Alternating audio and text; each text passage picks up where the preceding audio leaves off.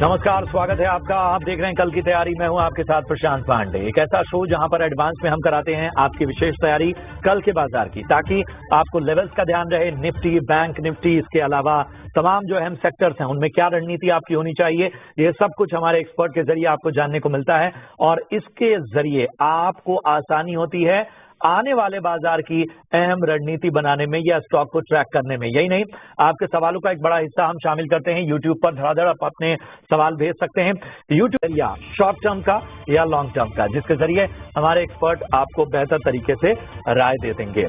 चलिए, आज हमारे साथ आपकी विशेष तैयारी कराने के लिए बेहद खास एक्सपर्ट जुड़ रहे हैं। रैली गेयर ब्रोकिंग के अजीत मिश्रा साहब आज हमारी चर्चा में शामिल हो रहे हैं। अजीत जी, गुड आफ्टरनून। बहुत अच्छा लग रहा है आपसे बातचीत करते हुए। और चलिए, मैं जरा बाजार का ब्यौरा सबसे पहले अपने दर्शकों के सामने रख दूं। 24,600 का लेवल थामे हुए निफ्टी, 200 अंकों की गिरावट यहां पर नजर आई। बैंक निफ्टी की बात करें तो यहां पर लगभग 140 अंकों की गिरावट हमने देखी। 54,950 के पास क्लोजिंग हुई बैंक निफ्टी की। सेंसेक्स में 650 अंकों की गिरावट, 80,000 के ऊपर, 80,000 क्या मान के चलिए 81,000 के आसपास तो आधा % चढ़ा। भारतीय एयरटेल, हीरो मोटो में भी आधा % तक की तेजी नजर आई। गिरावट कहां रही? निफ्टी के टॉप लूजर्स जरा देख लिए। ओएनजीसी लगभग 3% गिरा, एमएनएम लगभग 2.25% की गिरावट दिखी, हिंडाल्को में 2% की गिरावट, विप्रो, ट्रेंट और बजाज फिनसर्व में 2.25% तक की गिरावट हमें देखने को मिली। अजीत जी, बाजार में गिरावट तो रही, लेकिन 24,600 बड़ा ही साइकोलॉजिकल लेवल है ये। हमें बताइए, कल के बाजार, हफ्ते के आखिरी कारोबारी दिन शुक्रवार को आखिर क्या रणनीति रखी जाए? शुक्रिया प्रशांत। तो प्रशांत देखिए, कल का सेशन जिस तरीके से हमने देखा था कि मार्केट ने कहीं ना कहीं कोशिश की थी एक रीबाउंड रिस्पाइट दिखाने की। आज के दिन फिर दोबारा से हमने देखा कि मार्केट में प्रेशर रिज्यूम हुआ। सुबह से ही प्रेशर था। मोस्टली आपने देखा कि एक्सपायरी वाले दिन टोन नेगेटिव साइड पे ही था। इम्पोर्टेंट ये रहा प्रशांत कि जो 20 दिन की एक्सपोनेंशियल मूविंग एवरेज, जो कि करीब 24,450 के पास प्लेस्ड है, उसको रिस्पेक्ट किया मार्केट ने और लास्ट आवर में एक अच्छी रिकवरी देखने को मिली, जिसकी वजह से इंडेक्स करीब 24,600 के पास बंद हो पाया। अब इम्पोर्टेंट ये रहेगा आने वाले दिनों में कि क्या हम शॉर्ट टर्म एवरेज को होल्ड करते हैं कि नहीं करते हैं। अगर आपने 24,450 को होल्ड किया, 20 EMA को होल्ड किया, तो प्रोबेबिलिटी दोबारा से बनेगी कि मार्केट में एक रिकवरी का अटेम्प्ट दिखे आने वाले दिन में। और 24,800, 25,000, 25,200 का जूम है, वो धीरे धीरे करके आप उसकी तरफ अग्रसर हो। अगर ये लेवल जाता है तो फिर डेफिनेटली यहाँ पे बायस, जो कि अभी तक पॉजिटिव साइड पे था, वो फिर शिफ्ट हो जाएगा साइड बेस टू नेगेटिव। उस केस में करीब 24,100 तक के लेवल्स या नीचे पे फंस जाएंगे। तो बेसिकली आपको ये ध्यान रखना है कि 24,450 के ऊपर आप सब कुछ ठीक है, वहां पे आप लॉन्ग साइड की अपॉर्चुनिटी देख सकते हैं। उसके नीचे जाते ही डेफिनेटली बाजार का टेक्सचर थोड़ा सा खराब हो जाएगा। एज ऑफ नाउ थोड़ा सा कॉशियस अप्रोच रख के चलिए। जो भी आपकी इंडेक्स की पोजीशन है, उसका एक खास से लॉन्ग साइड की पोजीशन के लिए आपका एक स्ट्रिक्ट स्टॉप लॉस होना चाहिए 24,450 स्पॉट बेसिस पे। ठीक है, बैंक निफ्टी पर जरा राय दे दीजिए। देखिए, बैंक निफ्टी यहाँ पे काफी उम्मीद थी मुझे कि वीक की शुरुआत में कि शायद जो नेक्स्ट लेग है वो ट्रिगर करे। बिकॉज काफी टाइम्स ने आराम कर लिया है एक तेजी के बाद, जिस तरीके का चाहिए था। तो करीब अभी भी ये कि यहाँ पे भी वही चल रहा है कि अपनी शॉर्ट टर्म एवरेजेस को होल्ड करते हुए करीब 54,500 के पास ये आज ने उसको टेस्ट करने के बाद एक रिकवरी दिखाई है। तो ये अगर लेवल होल्ड होता है तो फिर डेफिनेटली बैंकिंग एक ऐसा सेक्टर बन के आएगा आने वाले दिनों में, जो कि निफ्टी में नेक्स्ट लेग ट्रिगर करेगा तेजी का, जो कि 25,000, 25,200 तक लेके जाए। तो बैंकिंग में 54,500 के लेवल को आपको ध्यान रखना है। जब तक कि ये होल्ड है तब तक पॉजिटिव बायस बना रहेगा। बट यहाँ पे थोड़ा सा स्टॉक सिलेक्शन की इंपॉर्टेंस ज्यादा है। बिकॉज बैंकिंग में, विद इन द बैंकिंग आप देख रहे हैं कि मिक्स ट्रेंड देखने को मिल रहा है। तो वो एक ज्यादा इंपॉर्टेंट अप्रोच है। इंडेक्स पे हिसाब से अभी भी बनी रही लॉन्ग साइड पे जब तक कि 54,500 होल्ड है। तो बाजार के दोनों ही जो इंडेक्स हैं उन पर एक अहम राय आपको मिलती हुई। फटाफट से चलिए अब आपके सवालों को शामिल करते हैं। DS सुब्राई साहब का गोवा से हमारे पास सवाल आया है। 2 स्टॉक इन्होंने लिए हुए हैं अजीत जी, एटर्नल लिमिटेड यानी जोमेटो और दूसरा NTPC। एटर्नल इन्होंने 243 के आसपास की बाइंग की है और NTPC में 353 की इनकी बाइंग है और दोनों पर शॉर्ट टर्म के लिहाज से जो है वो नजरिया चाहते हैं। देखिए प्रशांत, 243 के पास उन्होंने अच्छा बाई किया था बिकॉज वहां पे ब्रेकआउट आया था। बट जब भी ब्रेकआउट का फेलियर हो तो फिर आपको निकलने का भी देखना पड़ेगा। तो बेसिकली वो फेलियर हो गया था जब भी 240 के नीचे दोबारा से स्टॉक आया था, तो फिर वो ब्रेकआउट फेल हो गया था और अब देख रहे हैं हम कि ये अपने मेजर एवरेजेस के नीचे ट्रेड कर रहा है। नो डाउट मुझे लगता है कहीं ना कहीं कंसोलिडेशन का टोन रहेगा कि नीचे पे 225 का जो जोन है वो एक सपोर्ट एरिया की तरह है, ऊपर 240। तो अभी का क्या बीच में है, मेरे हिसाब से थोड़ी सी रिकवरी आती है करीब 35 से 38 के बीच में, तो एक बार पर निकलने के बारे में सोचिए। फर्स्ट का बायस अब साइड पे शिफ्ट हो गया है फ्रॉम पॉजिटिव। वहीं पे एनटीपीसी की अगर बात करें तो ये अपने मेजर एवरेजेस के पास स्ट्रगल कर रहा है। इसमें तेजी आएगी जब आप 350 के लेवल को डिसाइसिवली ब्रेक करके क्लोज करेंगे। तो एज ऑफ नाउ मेरे हिसाब से अभी आप इसमें बने रह सकते हैं। जो रिसेंट लो था करीब 335 का, वो आपका स्टॉप लॉस रहेगा। चलिए, हमारे अगले दर्शक हैं फूल सिंह साहब, जो कि उत्तर प्रदेश से अपना सवाल उन्होंने हम तक यूट्यूब के जरिए पहुंचाया है और नैटको फार्मा पर राय जानना चाहते हैं। 155 यानी 155 स्टॉक्स इनके पास हैं, 830 की इनकी भाव है और लॉन्ग टर्म का नजरिया चाहते हैं नैटको फार्मा पे। वैसे तो फार्मा में अच्छे रुझान नजर आ रहे हैं, ये भी मुनाफे में है। लॉन्ग टर्म के लिहाज से नैटको फार्मा और इनकी बाइंग 830 की है, उस लिहाज से आप क्या राय करेंगे?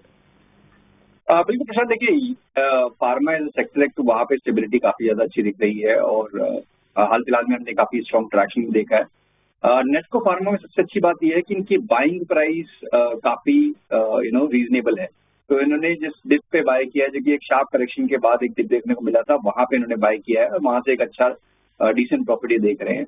मेरे हिसाब से यहाँ पे अभी ये शुरुआत है। अगर रिकवरी एक्सटेंशन होती है तो करीब 950 960 पहला पड़ाव, तो करीब 1050।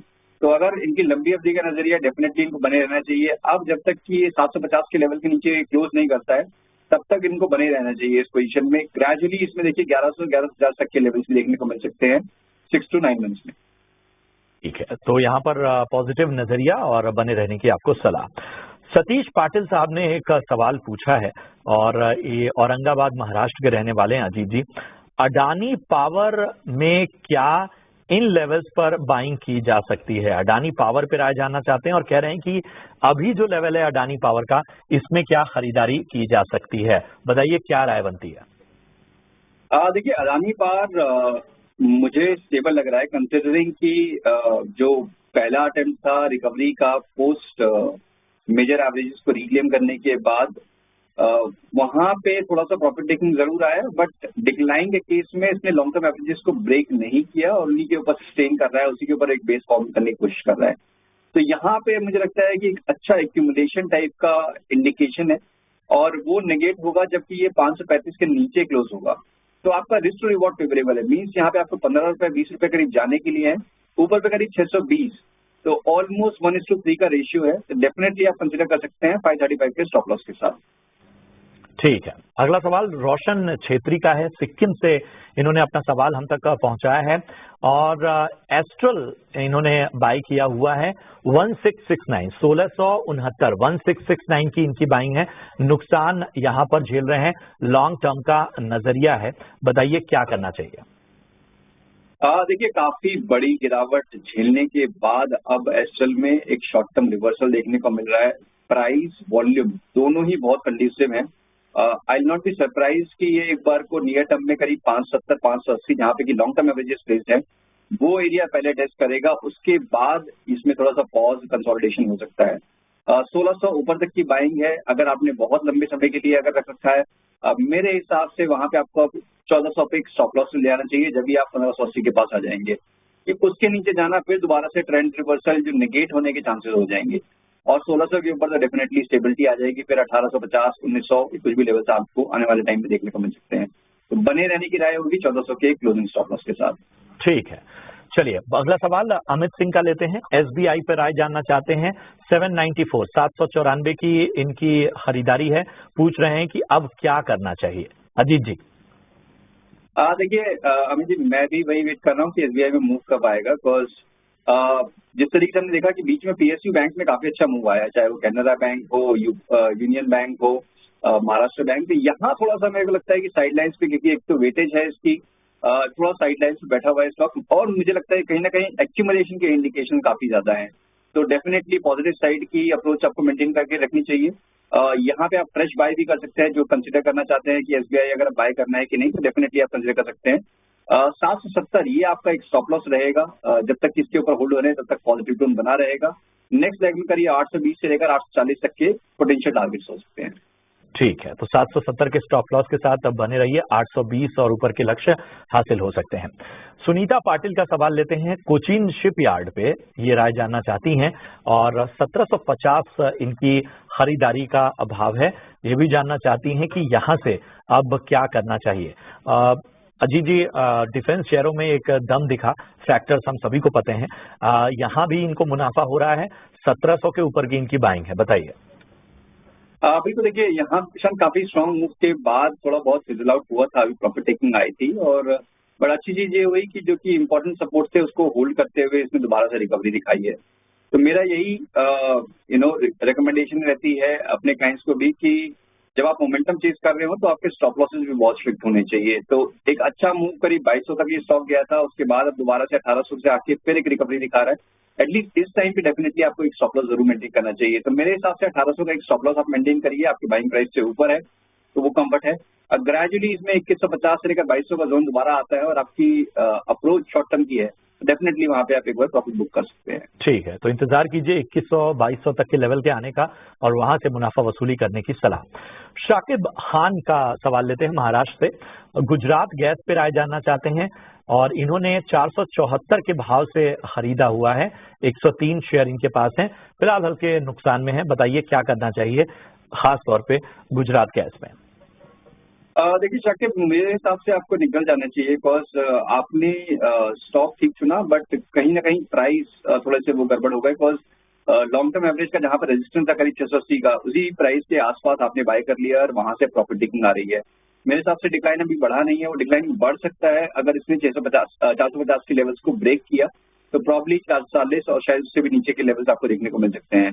तो आपको उसको बाय करना है, जब तक कि 480 के ऊपर क्लोज नहीं दिखाता तब तक आप उसको बाय नहीं करना है और नीचे पे या तो एक बार आपको 420 के लेवल दोबारा देखें तब आप एंटर करिएगा। करंट लेवल पे एग्जिट की राय होगी। ठीक है, करंट लेवल पे एग्जिट करने की आपको सलाह और रणनीति आपको आगे के लिए बता दी गई।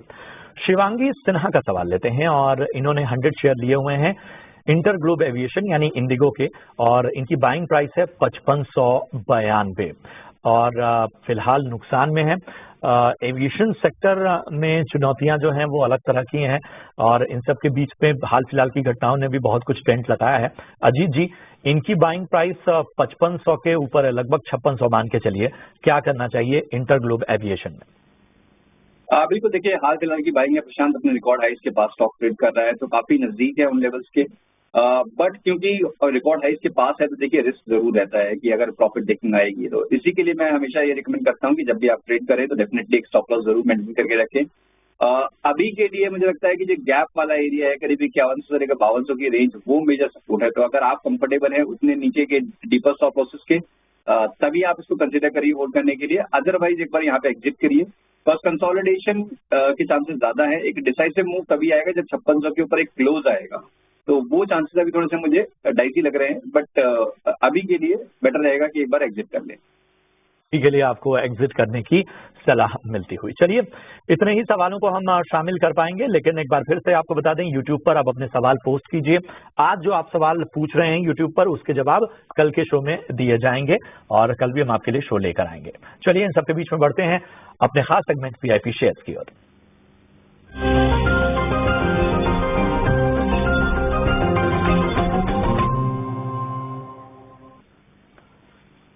तो अजीत जी बताइए, आज आपके पिटारे में कौन से स्टॉक्स हैं? बिल्कुल, देखिए प्रशांत, जैसे कि हम बात कर रहे हैं कि मार्केट में थोड़ा सा अभी प्रेशर का टोन है तो यहाँ पे आपको थोड़े से लो बीटा काउंटर्स या फिर वो स्टॉक जहाँ पे कि अभी तक मूवमेंट नहीं आई थी और बेस फॉर्मेशन चल रहा था उन पे फोकस होना चाहिए। तो ऐसा एक नाम गेल का जिसने कि एक अच्छी करेक्शन के बाद एक बेस फॉर्म किया है अपने मेजर एवरेजेस के पास। अब मुझे लगता है कि यहाँ से एक अच्छी रिकवरी देखने का दमखम रखता है। करीब 202 तक के टारगेट्स नियर टर्म में 187 के स्टॉप लॉस के साथ गेल को आप बाय कर सकते हैं। वहीं पे मेटल स्पेस में से देखिए आपको अच्छा एक रुझान देखने को मिल रहा है अक्रॉस दी बोर्ड। NMDC यहाँ पे भी मुझे लग रहा है कि एक अच्छा ट्रैक्शन देखने को मिल सकता है। काफी मेजर कंसोलिडेशन रेंज का ब्रेकआउट और एक पोटेंशियल ट्रेंड रिवर्सल भी दिख रहा है। तो दोनों ही चीजें फैक्टर दिख रही हैं। करीब नियर टर्म में 70 तक के लेवल्स यहाँ पे आपको देखने को मिल सकते हैं। 69 के स्टॉप लॉस के साथ NMDC को भी आप बाय कर सकते हैं। बहुत बहुत शुक्रिया करेंगे अजीत जी। तो एनएमडीसी और गेल ये पसंद आता हुआ, और लक्ष्य और स्टॉप लॉस का विशेष रूप से ध्यान रखिए। शुक्रिया करेंगे अजीत जी, आपने अपना कीमती समय दिया और तमाम जो दर्शक थे उनका मार्गदर्शन किया। चलिए, लेकिन चलिए इसी के साथ कल की तैयारी में इतना ही। दीजिए इजाजत। आप देखते रहिए ईटी नाउ स्वदेश। नमस्कार।